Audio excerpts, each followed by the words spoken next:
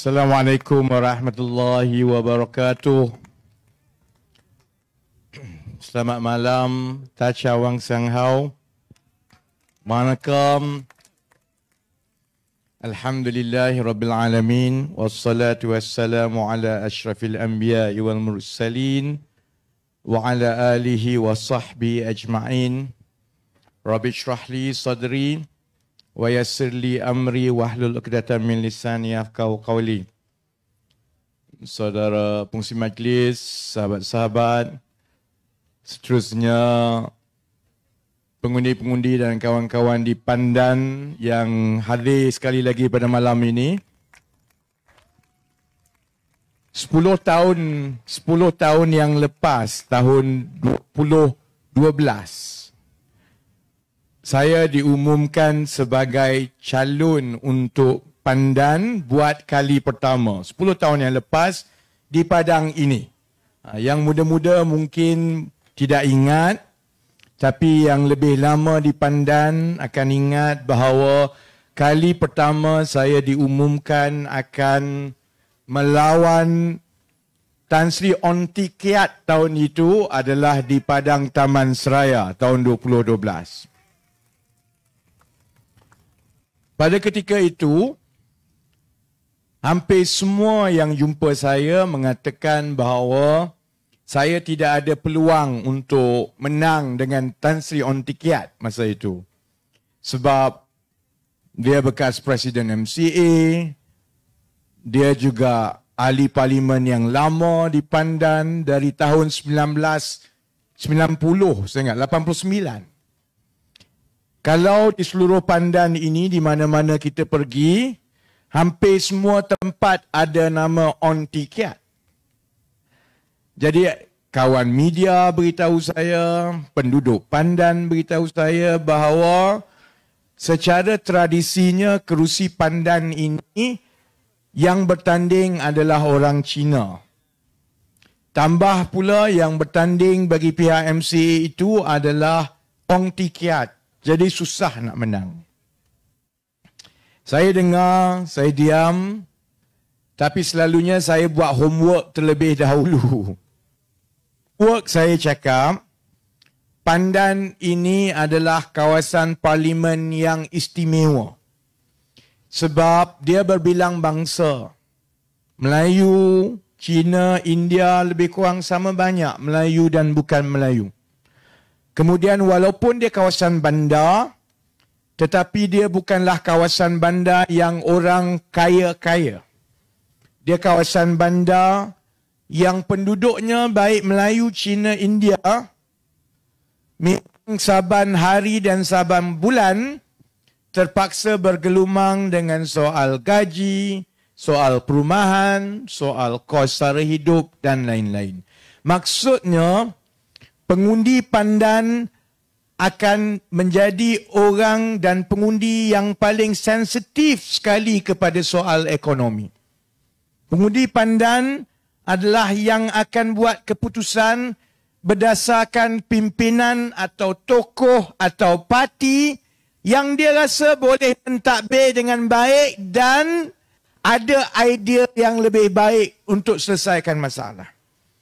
Sebab itu walaupun 6 bulan dulu saya berkempen sebelum Mei 2013, walaupun orang beritahu saya bahawa hampir mustahil menang di Pandan, dari hari pertama saya buat keputusan untuk bertanding di Pandan, saya tahu bahawa insya-Allah PKR dan PH akan menang di Pandan dan bukan saja menang tetapi menang besar di Pandan.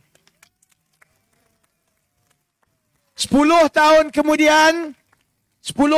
kemudian, tahniah kepada kawan-kawan dan pengundi di Pandan dalam senarai semua kerusi Pakatan Harapan dan PKR.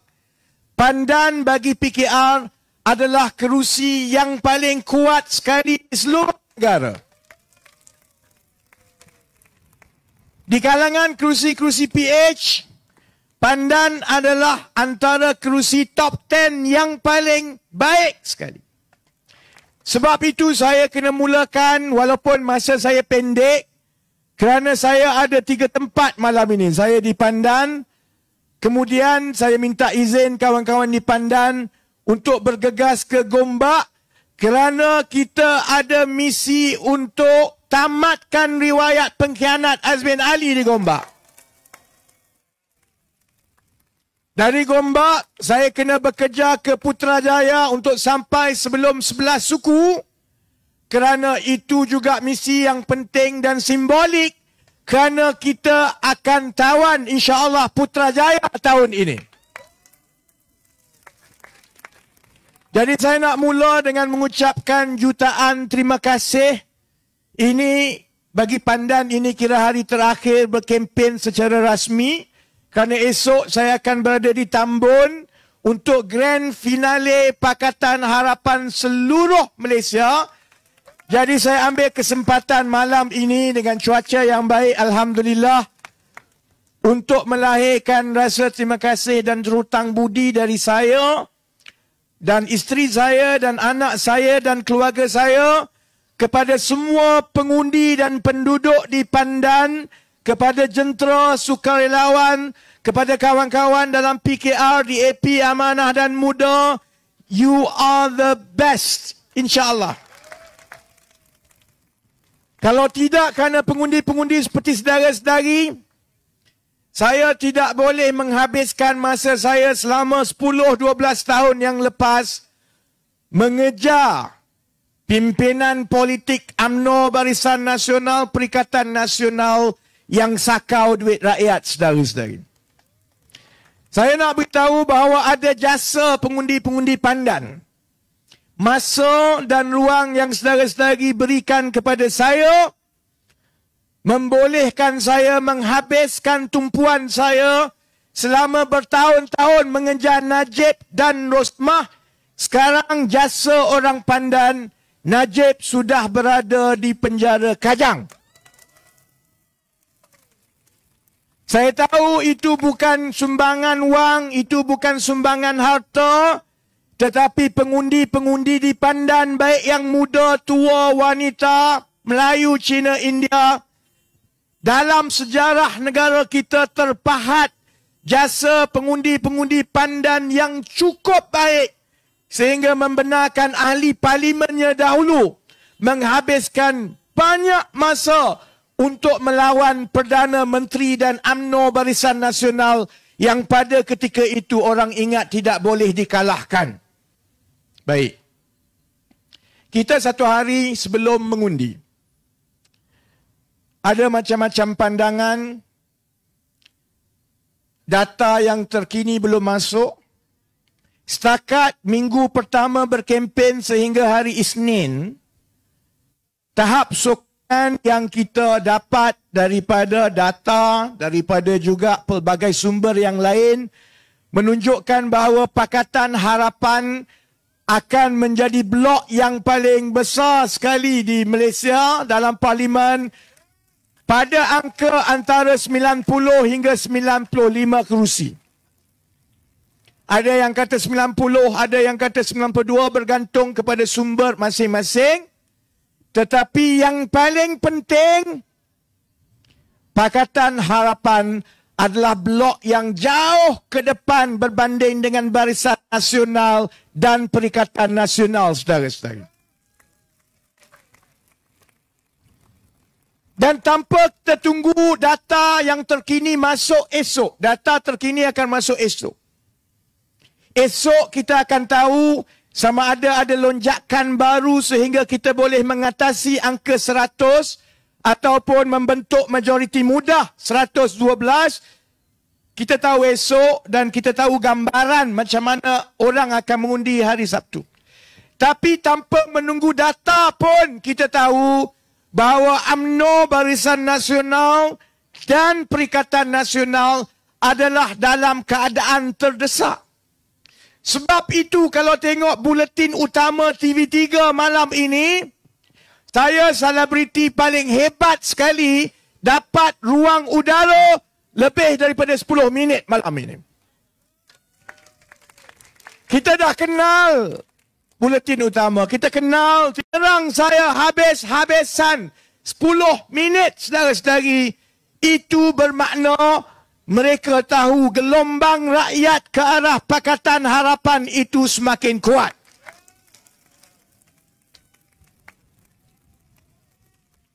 Kita juga tahu contohnya mereka terdesak apabila mereka mula menggunakan badan-badan kerajaan, SPRM, hantar, serbu pejabat saya, tahan dan soal siasat. Budak-budak muda yang tidak ada kena-mengena dengan politik pun. Maksudnya 3 hari sebelum mengundi mereka begitu terdesak, mereka perlu cari jalan untuk tunjukkan bahawa saya juga makan duit, saya juga korup, saya juga ada charge untuk mereka meletakkan saya tak beza dengan Zaid Hamidi ke, Muhyiddin Yassin ke atau pimpinan-pimpinan daripada PAS Perikatan Nasional. Tapi kawan-kawan di Pandan tahu, saudara lebih mengenali saya, saudara tahu saya orang susah. Saya mungkin nampak pengisytiharan harta tinggi, tapi saudara-saudari juga tahu bahawa itu adalah hasil daripada kita usahakan perniagaan sendiri. Sama macam saudara-saudari di Pandan mengusahakan perniagaan kecil-kecilan. Saudara tahu bahawa satu-satunya jalan dalam negara ini untuk kita makmur, untuk kita berdaya saing, untuk kita membangun bersama ialah bila kita ada rakyat Malaysia yang rajin, yang jujur, yang mengamalkan sikap adil kepada semua pekerja, hampir supaya semua rakyat Malaysia mengambil kembali negara ini dan meletakkan raja dan ketua sebenar negara ini adalah rakyat biasa seperti saudara-saudari pengundi di Pandan. It is time that we get rid of the aristocratic politicians who treated this country as their own for the last 70 years. It is yours.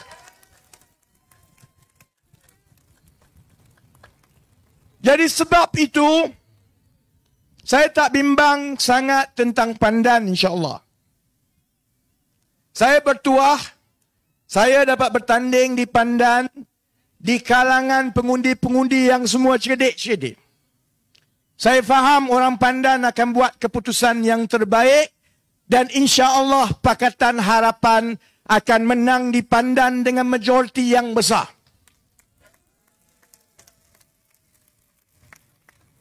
Cuma kita ada tempoh berbaki 1 hari. Tidak cukup untuk kita menang besar di Pandan. Kita juga perlu menang besar di luar kawasan-kawasan bandar.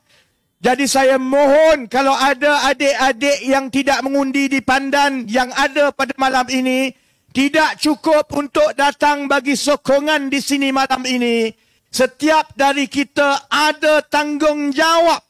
Kalau ruang pengaruh kita itu dengan 10 orang kawan, dengan 20 orang keluarga, dengan ibu, kakak, pakcik, makcik kita yang masih takutkan dengan orang Cina dan DAP dan komunis. Komunis ni pula satulah. 5 tahun sekali baru dia nak muncul. Kan senang kalau komunis ada awal-awal. Ni masalahnya, komunis ni macam kejar tikus dekat Malaysia. Sekejap ada, sekejap tak ada. Komunis hanya ada masa nak pilihan raya. Kalau tak ada pilihan raya, orang UMNO jumpa orang Cina, tak ada masalah. Orang PAS akan pergi minta undi dengan orang Cina, orang India, tak ada masalah. Hanya dekat dengan pilihan raya, tiba-tiba keluar komunis. Yang terbaru, bukan saja komunis, Kristian dan Yahudi pun dah keluar dah. Saya nak tanya orang Pandan lah. Berapa ramai di kalangan orang Pandan dan rakyat Malaysia yang sebenarnya pernah berjumpa orang Yahudi di Malaysia? Berapa ramai yang pernah jumpa Yahudi sebenarnya? Cerita Yahudi, cerita Kristian, orang Melayu pergi gereja, Muhyiddin Yassin dalam keterdesakan. Lagi terdesak dia, lagi dia main isu perkauman, lagi kita tahu mereka pun nak kalah pilihan raya. Tapi ini low blow, under the belt. paling teruk apabila seorang bekas Perdana Menteri boleh memainkan isu perkauman dan keagamaan yang kadang-kadang UMNO pun tak cakap, saudara-saudara. Mungkin ramai yang tak tengok video Muhyiddin Yassin. Muhyiddin Yassin cakap macam ini. Muhyiddin kata dia buat video ceramah dia 5 tahun dia bersama Pakatan Harapan. Masa dia kena buang dalam UMNO. Itu pun dia kena buang dalam UMNO walaupun dia mendabik dada. Dia kata dia seorang yang teraniaya, pejuang anti rasuah. Dia kena buang dari UMNO kerana melawan 1MDB. Saudara-saudari, pakcik-makcik semua ingat. Masa Anwar mula-mula bercerita tentang 1MDB tahun 2011. Mana Muhyiddin Yassin? Masa saya kena saman pasal 1MDB. Masa saya kena tangkap pasal 1MDB. 2012, 2013, 2014. Mana Muhyiddin Yassin? Masa saya bercakap dalam parlimen pasal 1MDB. Masa Anwar bawa isu 1MDB di parlimen tahun 2014. Mana Muhyiddin Yassin? Dia berada di sebelah Najib sambil mentertawakan saya dan Anwar, saudara-saudara, dalam parlimen. Jadi kita ingat Muhyiddin Yassin ini, dia hanya muncul pasal 1MDB kerana menjelang 2015, dia mula takut UMNO akan kalah pilihan raya sebab 1MDB. Dia lawan 1MDB bukan soal prinsip rasuah. Bukan soal menjaga wang rakyat. Soal dia bimbang kalau tidak dikawal dengan baik dan pembangkang pada ketika itu semakin lantang menceritakan, menghuraikan soal 1MDB kepada rakyat, dia bimbang UMNO Barisan Nasional kalah. Dia kena pecat sebab itu. Pernahkah Muhyiddin Yassin buat laporan polis mengenai 1MDB? Tak pernah. Pernah Muhyiddin Yassin ambil risiko untuk lawan Najib dalam mahkamah di jalan raya di luar? Tak pernah, saudara-saudara. Dia kena pecat. Bila dia kena pecat, sebab Najib lagi kuat dalam UMNO berbanding dengan dia, bila dia kena pecat, yang kutip dia, saudara-saudari, adalah Pakatan Harapan tahun 2015. Ini ada uncle aunty pakcik-makcik ni yang pernah bagi derma dekat Muhyiddin Yassin ni. Minta balik derma daripada Muhyiddin Yassin. Kalau dipandang, saudara-saudari ingat, selepas Bersatu mula wujud, saudara-saudari ingat macam mana lemahnya Bersatu, saudara-saudari. Kita yang tolong dia, kita yang bantu dia, kita yang bagi ruang untuk dia bertapak. Kita kutip dia dan daripada 2015 ke 2020, masa dia dalam Pakatan Harapan, kenapa tidak pernah timbul soal Yahudi nak ambil alih Malaysia? Mana kau pergi? Masa tu tak ada WhatsApp group dengan Yahudi ke? Masa 5 tahun Muhyiddin Yassin dalam Pakatan Harapan, kenapa tidak pernah timbul soal gereja dan Kristian?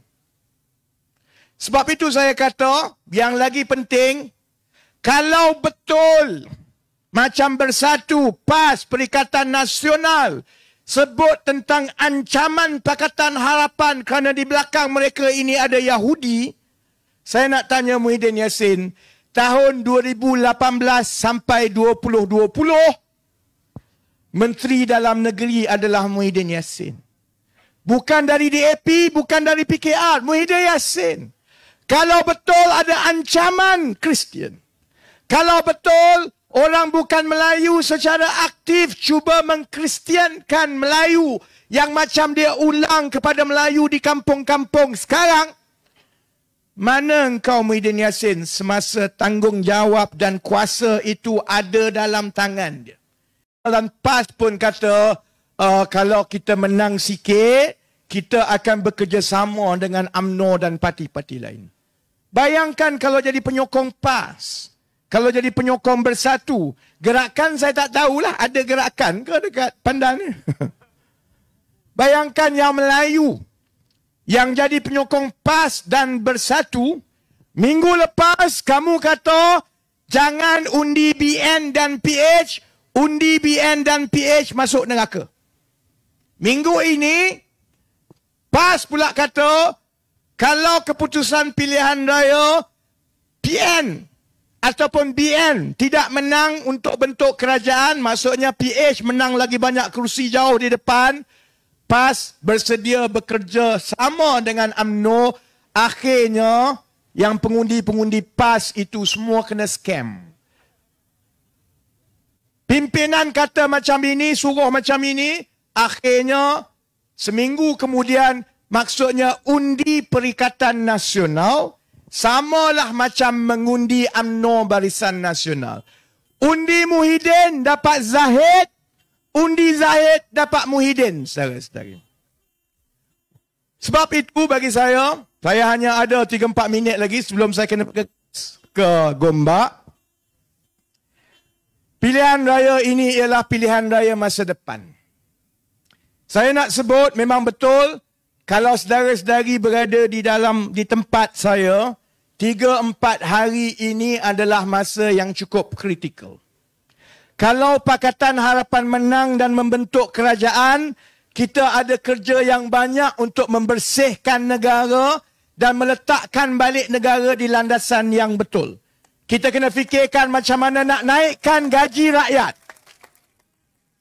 Saya tak tahu tentang pimpinan lain. Misi saya hanya satu. Kalau Pakatan Harapan menang di Putrajaya, saya akan beri sepenuh tumpuan untuk mencari jalan macam mana menaikkan gaji rakyat secara keseluruhan dalam tempoh 5-10 tahun akan datang. Kita tidak lagi boleh berada di paras gaji yang rendah macam sekarang. Kita tak boleh lagi budak-budak keluar universiti Melayu, Cina, India dapat gaji 1,800, 2,000, 2,200 duduk di Kuala Lumpur, sedangkan untuk jadi goreng pisang, orang yang digaji untuk goreng pisang pun gaji RM1,500 sebulan, saudara-saudara. Tak boleh dah. Misi saya yang paling utama, lebih besar daripada kejar perompak-perompak ni, perompak ni kita serahkan kepada pihak berkuasa. Misi saya ialah untuk menaikkan gaji rakyat dalam satu generasi ini. Kalau kita menang, banyak benda yang nak kena buat dalam masa terdekat. Soal belanjawan, soal wang, soal memastikan jangan lagi mana-mana pimpinan, mana-mana rakyat, mana-mana pihak boleh membuat ucapan yang berbentuk kebencian, yang menimbulkan kebencian di antara sesama rakyat kita. Yang melagakan Melayu dengan Cina, Cina dengan India. Saya akan tumpukan supaya kita buat undang-undang baru. Sesiapa yang buat kebencian sesama kita, padah menunggu mereka di mahkamah, saudara-saudara. Nasional, maksudnya kita kena ambil risiko kebebasan kita dirampas, kawan-kawan dan orang sekeliling kita ditekan. Saya hanya minta supaya kawan-kawan di Pandan, kalau itu berlaku, ingat bahawa kita mesti lawan, tetap lawan. Boleh, saudara-saudari? Jadi insyaAllah, kita ada satu hari, kita berdoa, doa supaya cuaca baik, doa supaya semua dibukakan hati, doa supaya seluruh rakyat Malaysia, Melayu, Cina, India, Iban, Kadazan, tua, muda, lelaki, wanita, kita disatukan hati untuk buat keputusan demi masa depan negara kita bersama. This is the time for the future. Bring us together so that we make this leapfrog and leave the past behind. It is the time that we seize our future, and that can only happen if we move forward with Pakatan Harapan and deal a death blow to UMNO Barisan Nasional and Perikatan Nasional. Jadi, saya mohon maaf banyak-banyak, tidak boleh berada lebih lama. Saya doakan yang terbaik. Dan insya-Allah kita jumpa lagi dalam masa beberapa hari daripada sekarang. Dan saya berdoa dan berharap bukan saja kita menang besar di Putrajaya, tetapi insya-Allah di Pandan, menang besar Pandan, tetapi insya-Allah kita juga akan berada di Putrajaya. The next time I see you, I hope I bring good news from Putrajaya, insya-Allah. Terima kasih banyak-banyak. You've been so kind and you are the best. Pray for the best. Say, Nandri Vanakam.